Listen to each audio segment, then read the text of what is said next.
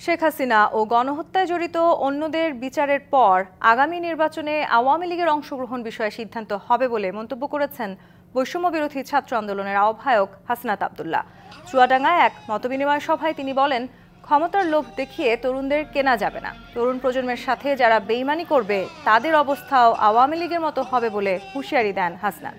বিরোধী পক্ষের উদ্দেশ্যে তিনি বলেন, ক্ষমতামুখী না হয়ে জনতামুখী হলে তরুণদের সাথে পাবেন। আওয়ামী লীগের নির্বাচনে আসার আলাপ বাদ দিয়ে গণহত্যাকারীদের বিচার নিশ্চিতে রাজনৈতিক দলগুলোর প্রতি আহ্বান জানান এই ছাত্রনেতা। আমরা ত্যাক্ত কণ্ঠে বলতে চাই, এই তরুণ প্রজন্মের সাথে আপনারা যারা বেইমানি করবেন, আপনারা আমাদের আসনের লোভ দেখাবেন, পার্লামেন্টে একটা সিট দিয়ে আপনারা আমাদেরকে কিনতে পারবেন না। আমাদের এই যে জন আকাঙ্ক্ষা তৈরি হয়েছে, সেটির প্রতিফলন আপনাদেরকে ঘটাতে হবে।